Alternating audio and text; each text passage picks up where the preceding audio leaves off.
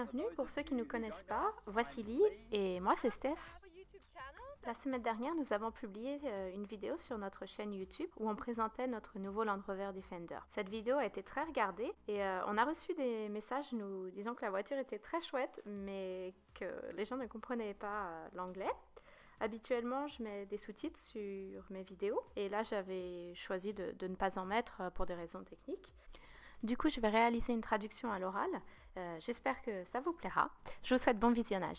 Notre mission est de faire le tour du monde avec notre voiture. C'est notre second Land Rover Defender 130, le premier dans lequel nous avions beaucoup investi, la passion, le temps, l'énergie, l'argent aussi. Malheureusement, il a fini sa course, si je puis dire, au Portugal. La voiture a été déclarée irréparable par l'assurance. Du coup, durant ces 6 derniers mois, nous avons reconstruit Bear numéro 2. En 2016, Land Rover a arrêté la production des Defender. Depuis, leur valeur ne cesse d'augmenter et il y en a de moins en moins à vendre.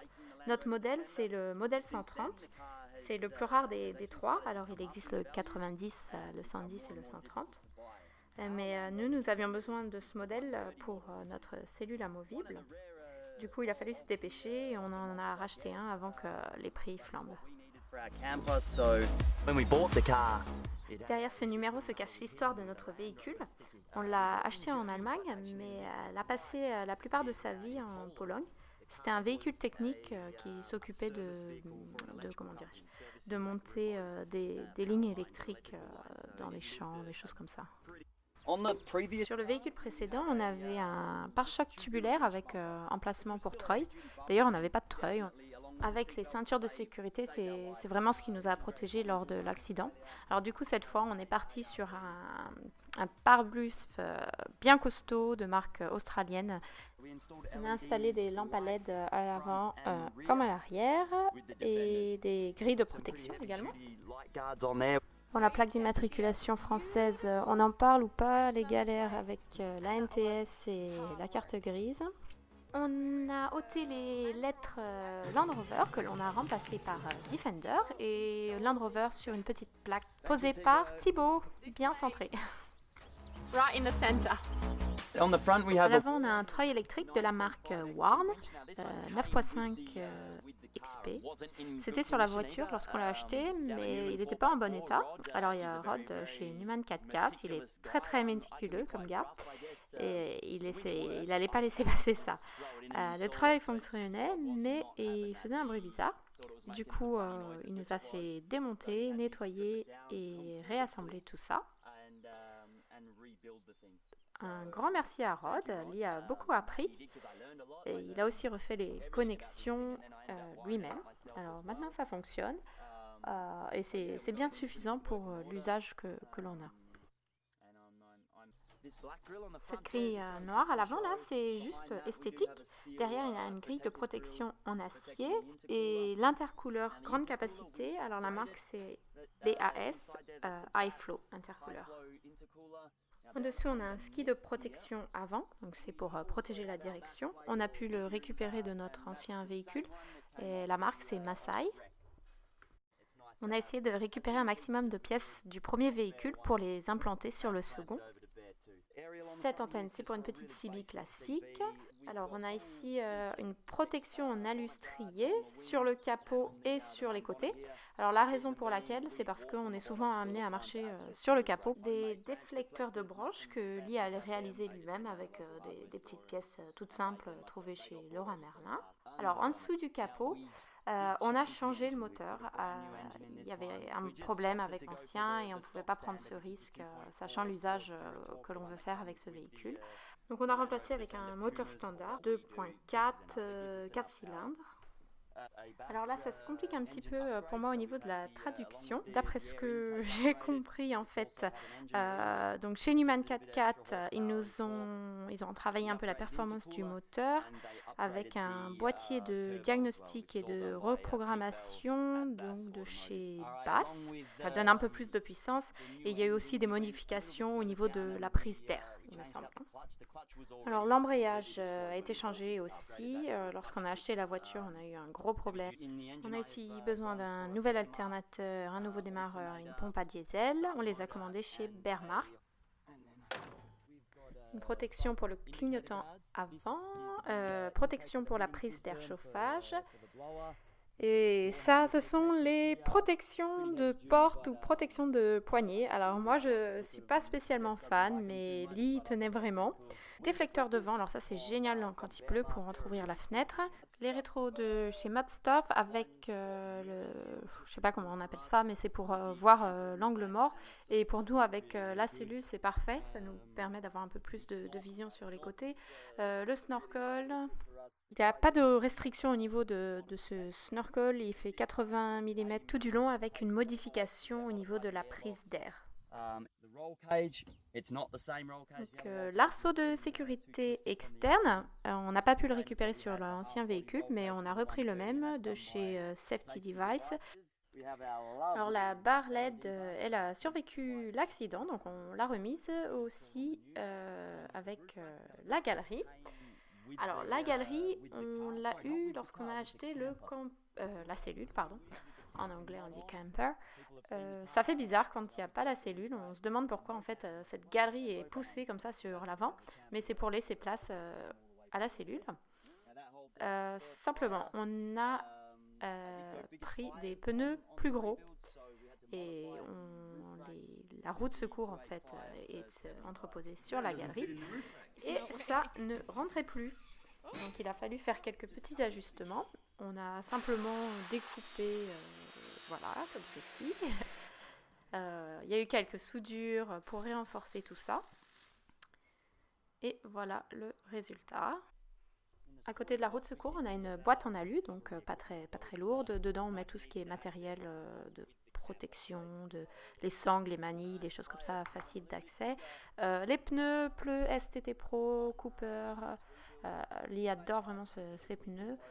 Ce sont des 285-75 R16. Il y a aussi des élargisseurs de voie en 3 cm. Et les jantes, on a pu en récupérer 3 sur l'ancien véhicule. La voiture a été surélevée de 5 cm. Nous avons ici les ressorts avant ainsi que les amortisseurs ajustables de chez Terra Firma. Les tirants de pont avant renforcés de chez Terra Firma aussi. L'arbre de transmission, on est sur une très belle pièce de haute qualité renforcée, tout comme la barre de direction. Alors passons maintenant au châssis.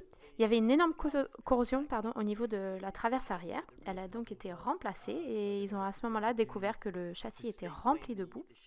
Cependant, il était en bon état, il n'y avait pas de rouille. Donc ils l'ont nettoyé, ils l'ont traité contre la rouille et ils l'ont repeint au Raptor. Les protections latérales, elles étaient sur le véhicule quand on l'a acheté. Elles étaient en bon état mais avec beaucoup de corrosion. Donc on les a nettoyées et on a passé du Raptor dessus également. Cette fois-ci, on a opté pour un réservoir à diesel auxiliaire. Avant, on avait des jerrycans, mais pour nous éviter d'avoir ces jerrycans, on a ce réservoir auxiliaire, je crois qu'on dit. C'est une marque australienne aussi. Il fait 70 litres et il se remplit ici sur le côté. Les plaques de désensablement qu'on a récupérées de l'ancien véhicule, elles sont très solides, celles-ci, donc c'est fait par Step on Safety. Elles sont simplement attachées sur le côté avec ce genre de barre. Alors encore un autre accessoire qui peut paraître un peu bizarre lorsque la cellule n'est pas sur le véhicule. En fait, c'est une trappe qu'on a coupée là sur le côté. Alors la raison pour laquelle, en fait, c'est lorsque il est à la cellule, on a tout cet espace en fait qui est perdu. Et donc, ça nous permet d'avoir un accès et on y store des choses dont on ne se sert pas très souvent. Ici, à l'arrière, on a les amortisseurs ajustables de chez Terra Firma, en fait, comme à l'avant. Il y a les ressorts arrière avec à l'intérieur des boudins à air de chez Airbagman.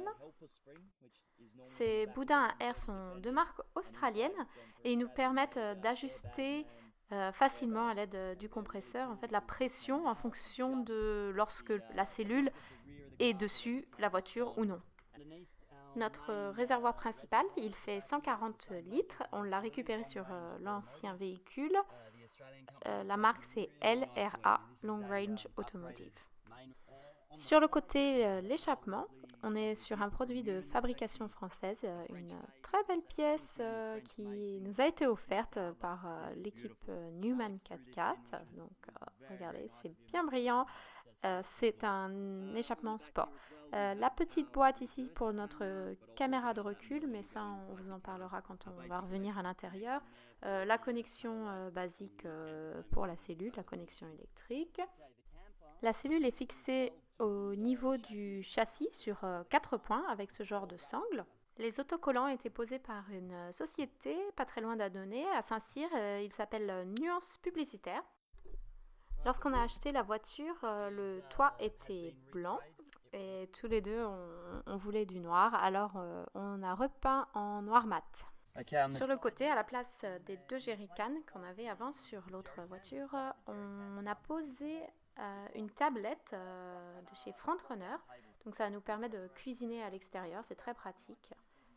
Il y a aussi une tablette qui se déplie sur le côté.